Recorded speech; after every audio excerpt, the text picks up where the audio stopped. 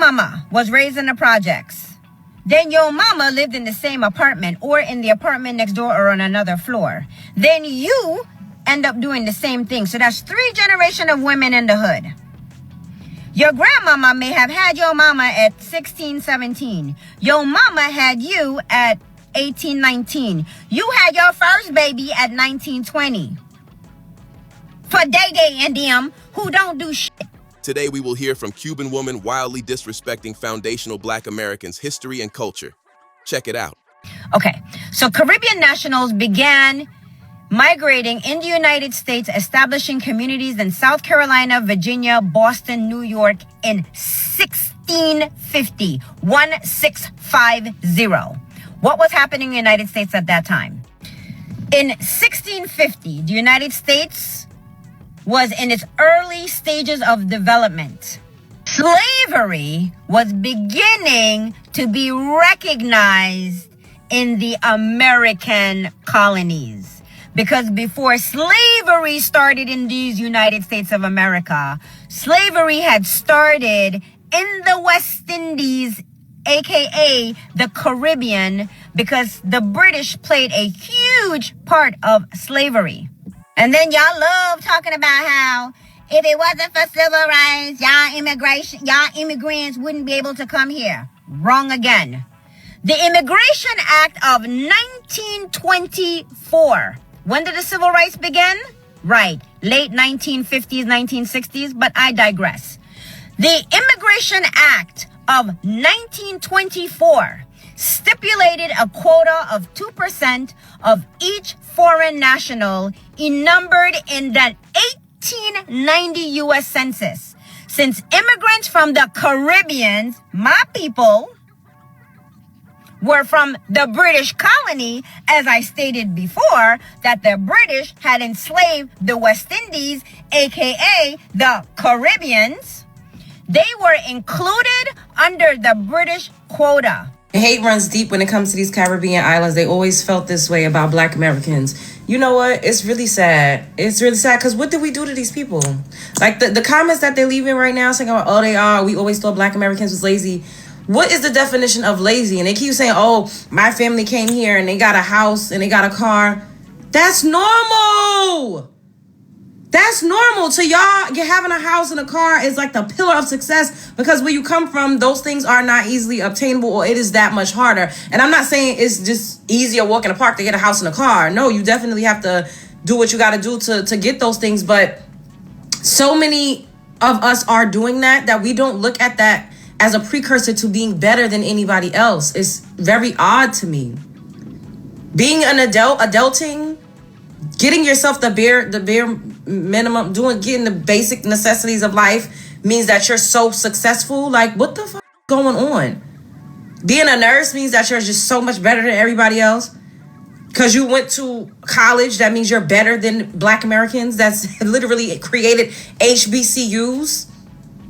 You wouldn't even be able to go to a PWI or HBCU as a person with dark skin if Black Americans did not fight for rights. We got to keep saying this because these people are delusional at this point. And not all, because not all of them are like that. So I'm not going to sit up here and say all of them because there are some in the comments that saying, I don't know what's going on. Why even compare? Why is there even a comparison? We not sitting up here just thinking about y'all comparing ourselves to y'all. We don't do that. The only time you will ever hear any of us saying anything is when y'all talk crazy. So we're going to say something back. And then for the people saying, oh, just ignore them, don't say nothing. Oh, no. Why do people get to just talk crazy and we just supposed to take it and continuously keep taking it? That's not okay. Y'all need to go in those other people's comment sections and tell them to fucking stop, bro.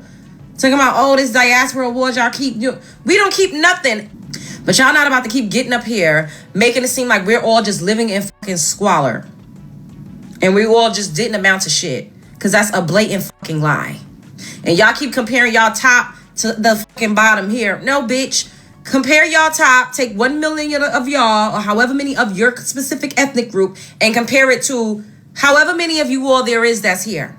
I think there's like, 700,000 Nigerians from what I looked up briefly. Compare the 700,000 Nigerians to the top 700,000 Black Americans. I'm not sure how many Jamaicans there are here, but compare however many Jamaicans, because it's almost 50 million of us here. Compare however many Jamaicans there to the top I don't know, 500,000. Compare that, like with like. Y'all act like some of y'all are not living in regular apartments. I grew up in Brooklyn, New York. I grew up surrounded by Caribbeans. Some of my best friends are Caribbean people. They lived in regular apartments. They slept in rooms with bunk beds with all of their siblings like everybody else. They drove regular cars if they had cars. A lot of them get on the train and get on the bus like everybody else. Some of them are babysitters as older women. Some of them work at fast food restaurants. Some of them might be a CNA. Some of them might work at the fucking sneaker store. Y'all are acting like you all, every single last one of y'all is a fucking millionaire. That is a blatant lie. It's a lie you gotta tell yourself because you are in this weird competition with Black Americans. We are not in competition with you.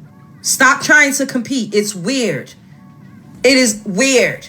We've always supported you. We turned you the fuck up. We supported your carnivals. We supported your businesses. White people is not eating your fucking Jamaican food like that. So who's keeping you the fuck open, bitch? It's not just your kind that's eating your food and shopping at your stores and helping you to become the success that you claim you are in America. We have not done anything to you. Y'all are mad at the wrong people. Go get mad at fucking Great Britain. Go be mad at the Crown. Go be mad at the Chinaman and the Indian man that's buying up your fucking beaches right now. Why y'all don't ever have smoke for those people? It's weird to me. Why do so many people feel like it's that our business is their business? We are way, see, this is the problem, Black America. Listen to me. This is the problem. We are way too open.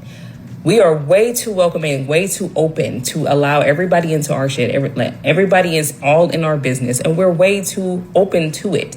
We need to close the doors, okay? The doors need to be closed because you can't find nothing on my page, at least, where I'm talking about Asian issues, white issues, Arab issues, or whoever else's issues, because it ain't none of my business. I mind the business that's mine. But for some reason, everybody feels like they can mind our business. Everybody feels like they can insert themselves into our business. We're just the free for all. Everybody could just be all up in our business. We're just the free for all culture where everybody could just be a part of it. You know, we're not really real. We're not a real ethnic group. We're just random generic Africans. You know, that's how these people pretty much think of us. Let me go ahead and respond back to you with actual education. So the early foundation stages of the United States was in the early 1600s to the late 1700s. Let's give you dates. In 1607, Jamestown was founded. That's so crazy. In 1620, Pilgrim's Land of Plymouth happened. Ooh, that's crazy. So now, in 1607, the first permanent English settlement in North America happened, which is the Virginia colony, which began English colonization, plantation economy, and enslavement of Africans by 1619. Oh, that's so crazy. What else happened? In 1620 marks the religious and cultural foundation of New England, which begins a pattern of settler colonization and indigenous displacement. That definitely sounded like that was before 1950. That was definitely before 1950, what you said, right? Okay. All right. I very much agree with you on this. Slavery was happening way before it started happening in the Americas in the 1600s. It started early in the Caribbean in the early 1500s, right after Columbus' arrival in 1492, right? Which terrible fucking human being. Can't stand his ass, right? He's the one that started all this shit, for real. Right? But then what I want you to do is also look at the differences. Now, I'm not saying one is better than the other. Please don't get that mistaken, because I know I got to tell y'all that one is not better than the other, but one is learned differently from the other, right? So after them learning about their product in the Caribbeans, knowing that we can't do this because we're giving them a low survival rate, it's really, really brutal. So half of them are not surviving. We got to keep going over to the ocean to get more enslaved Africans. That's costing us money, right? So what they learned to do after doing all these things to Americans is how to slow. So then instead we was like, how about we force breed these people? How about we do some things differently so we can keep our slaves for a long time? That also came with indigenous people that were fighting. Of course, those indigenous people also was brought into slavery because they're prisoners of war as well on their own country. So why keep going over there when I could get my prisoners of war in America? So a lot of the people that were slaves in America was from America. They're prisoners of war in America. But I digress. I agree with you. I very much agree with you that slavery started before it came over here in Americas. But you said it was recognized. Recognized does not mean, it started. It means that, that possibly was happening over there. We have to recognize that is what's happening over there. So slavery happened a lot earlier than the 1600s. It just didn't get recognized until the 1600s that is what was happening over there. And I add one key point. In a lot of the Caribbeans, they were able to keep hold of their roots, right? Their African roots, their African culture. They was able to do that. Well, they saw that was a problem. That's why y'all guys was able to rebel in such a huge way like y'all was. And remember, this was Haiti. Haiti was the only group of people that tried to come and help Black Americans, right? Anyways, I digress. The difference between that, they saw that shit was a problem. So what they did to Black Americans was completely do culture erasure. They completely erased everything. So you're talking about a group of people that they saw, hey, that's a problem. If we have these Black Americans here, we're going to have to completely fucking mind wipe them. That's exactly what they did. So let's talk about the Immigration Act of 1924, also known as the Johnson-Reed Act, was one of the most racist, exclusionary immigration laws in the United States history. Okay, let's see what that did. It said it limited immigration to 2% of the total number of people from each national based on the 1890s U.S. Census. What was the 1890s U.S. Census all about? White folks. Okay, so internationally favored northern and Western Europeans, British, Germans, and Scandinavians. It drastically reduced immigration from Southern and Eastern Europe, Italians, Jews, Poles, and Greeks. Completely banned Asian immigrants. Completely banned Asian immigration. That's China, Japan, India, Korea, the Philippines. No quotas for Western Hemisphere. Immigration from Latin America and Caribbeans were not restricted by quotas, mainly to maintain access to cheap agricultural labor. Meaning the only reason bitches y'all were able to do that is because you were slaves. Duh! This act also created the formal creation of the U.S. border control to enforce immigration restrictions. This is why the fuck we got ICE. Now, let me give you a little bit more information of what groups this affected for the Immigration Act of 1924. Southern Eastern Europeans, severely restricted Italians, Jews, and Slavs. Asians, completely banned. Africans, virtually excluded. African quotas were negotiable for slaves. Latin Americans, not quota limited, but still faced discrimination. Black Americans, reinforced global anti-Black immigration stance. This act cemented white supremacy into U.S. immigration law, and it stayed in effect until the Immigration and National Act of 1965. I wonder who put that into effect. For 5 centuries, the history of Black people in the Americas has been shaped by a global system of slavery that stretched from the United States to the Caribbean to Latin America. Over 12 million Africans were taken from West and Central Africa and scattered across the Western Hemisphere. While only about 5% were brought to what is now the United States, the vast majority were transported to the Caribbean, Brazil, and the rest of Latin America. This global scattering created very different Black cultures, identities, and political realities.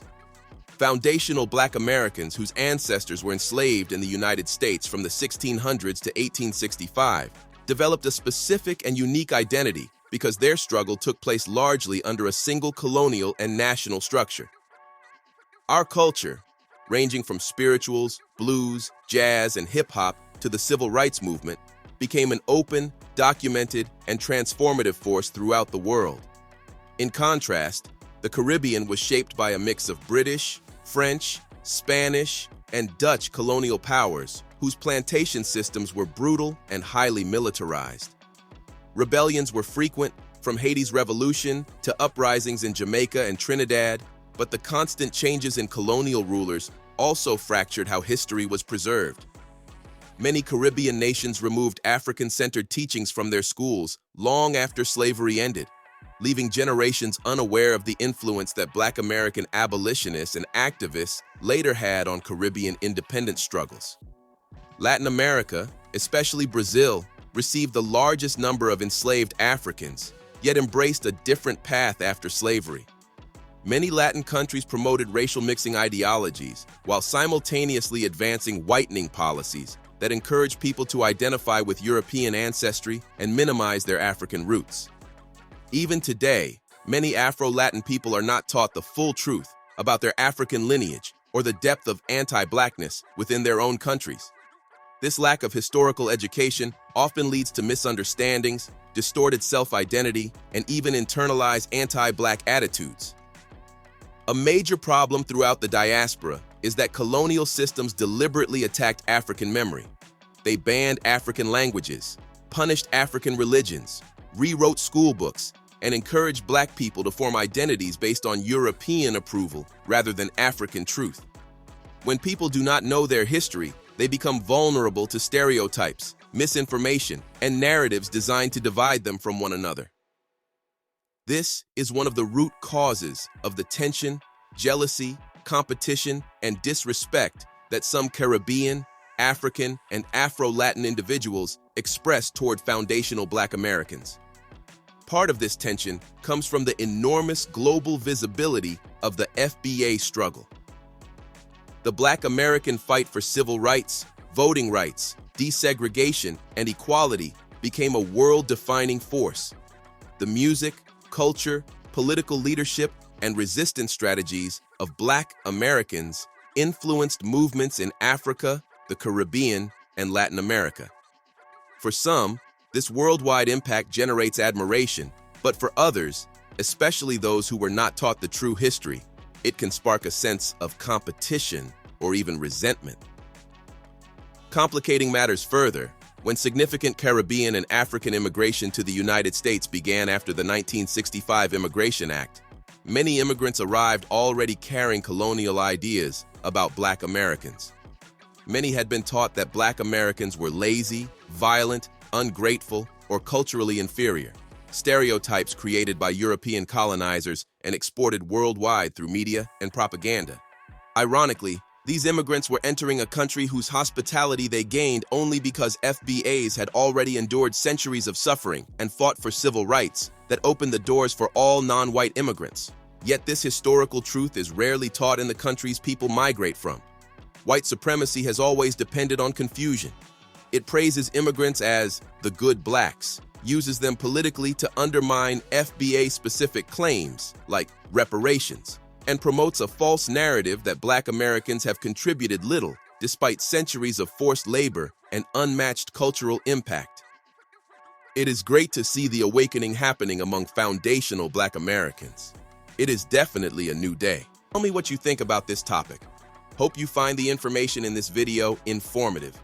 Feel free to like, subscribe, share, comment. Thanks for watching.